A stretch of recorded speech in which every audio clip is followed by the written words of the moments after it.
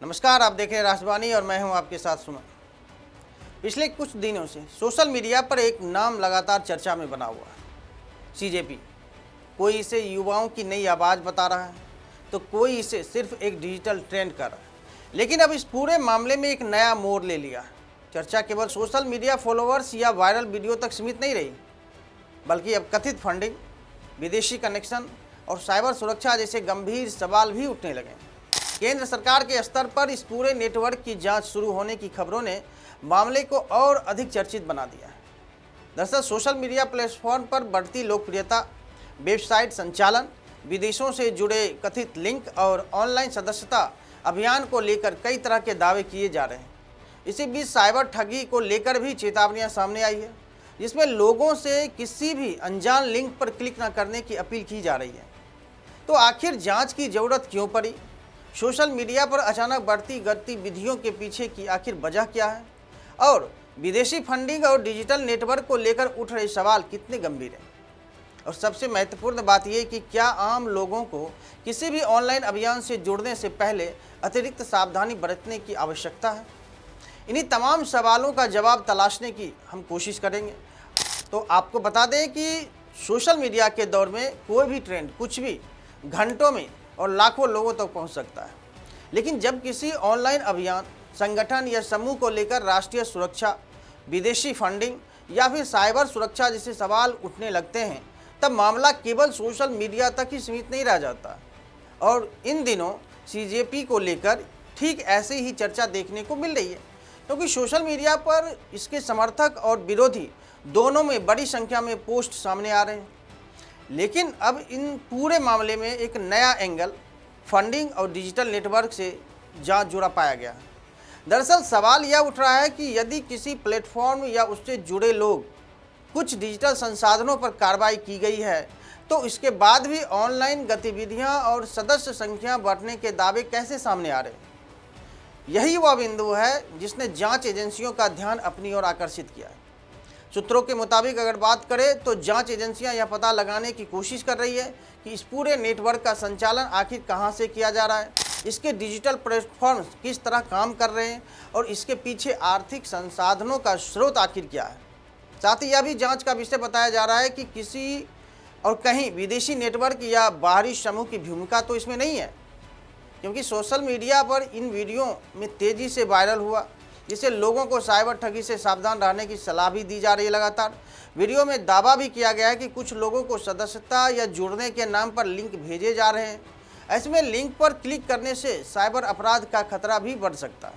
हालांकि किसी विशेष लिंक या संदेश की सदस्यता की पुष्टि अलग अलग मामलों में करने का विषय है, लेकिन साइबर विशेषज्ञ लगातार यह सलाह दे रहे हैं कि किसी भी अनजान लिंक पर क्लिक करने से पहले पूरी तरह सावधानी बरती जाए, क्योंकि बैंकिंग जानकारी, ओटीपी, आधार नंबर या अन्य निजी दस्तावेज किसी भी अनजान व्यक्ति या प्लेटफॉर्म के साथ साझा नहीं करने चाहिए।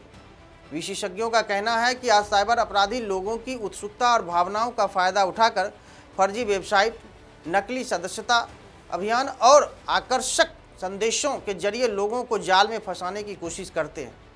और ऐसे कई मामले भी उदाहरण के तौर पर पेश किए गए। ऐसे में डिजिटल जागरूकता सबसे बड़ा बचाव है। दूसरी तरफ इस पूरे मामले में कथित विदेशी कनेक्शन को लेकर भी चर्चाएं तेज हैं। सोशल मीडिया पर कुछ लोगों ने दावा किया है कि संबंधित प्लेटफॉर्म से जुड़े कुछ डिजिटल अकाउंट्स या ऑनलाइन गतिविधियां विदेशों से संचालित हो सकती है। हालांकि इन दावों की आधिकारिक पुष्टि जांच पूरी होने के बाद ही संभव होगी, लेकिन सवाल उठना लाजमी है कि अगर भारत सरकार ने इसे बैन कर दिया गया, एक्स को बैन कर दिया, उनकी वेबसाइट को और उनके ट्विटर अकाउंट को, सोशल मीडिया अकाउंट को बंद कर दे गया, लेकिन बैन करने के बावजूद इनके सदस्यों की संख्या लगातार बढ़ती जा रही है। जब भारत में कोई देख ही नहीं पा रहा है, तो मेंबरशिप आखिर कैसे बढ़ रहा है? और इसका यही जवाब हो सकता है कि वैसे लोग इसके मेंबर बन रहे हैं जो इंडिया से बाहर होंगे, और इसलिए फॉलोअर्स दिखाकर कोई वह अपनी मार्केटिंग कर रहे हैं। यही कारण है कि जांच एजेंसियां डिजिटल फुटप्रिंट और website hosting, server location, online भुगतान व्यवस्था और सोशल मार्केटिंग नेटवर्क की गहराई से जांच कर रही है। तकनीकी विशेषज्ञों की मदद से यह पता लगाया जा रहा है कि इस पूरे डिजिटल नेटवर्क की वास्तविक संरचना आखिर क्या है। और सबसे ज़्यादा चर्चा कथित फंडिंग को लेकर हो रही है। रिपोर्ट्स के अनुसार जांच एजेंसियां यह जानने का प्रयास कर रही है कि संगठन या फिर उससे जुड़े व्यक्तियों तक आर्थिक संसाधन आखिर कहां से पहुंच रहे हैं, और यदि किसी प्रकार की आर्थिक सहायता या फंडिंग हुई है तो उसका स्रोत आखिर क्या है और क्या वह सभी कानूनी नियमों के अनुरूप है या फिर नहीं। राजनीतिक विश्लेषकों का मानना है कि सोशल मीडिया के युग में किसी भी डिजिटल अभियान की वास्तविक ताकत केवल फॉलोअर्स की संख्या में नहीं मापी जा सकती। कई बार बड़ी संख्या में दिखाई देने वाले अकाउंट्स के पीछे वास्तविक सक्रियता सीमित होती है, जबकि कई बार छोटे समूह भी डिजिटल माध्यम से व्यापक चर्चा पैदा कर देते हैं।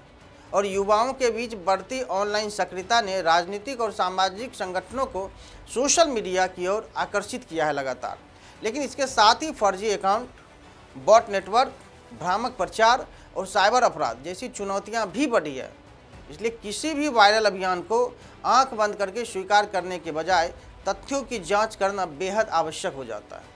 विशेषज्ञ यह भी कहते हैं कि सोशल मीडिया पर दिखाई देने वाली लोकप्रियता और वास्तविक जनसंपर्क में बड़ा अंतर हो सकता है। किसी भी दावे, आंकड़े या प्रचार सामग्री को सत्यापित स्रोतों से जांचना आवश्यक है। फिलहाल सबसे महत्वपूर्ण बात यह है कि जांच एजेंसियां अपने स्तर पर पूरे मामले की पड़ताल कर रही हैं।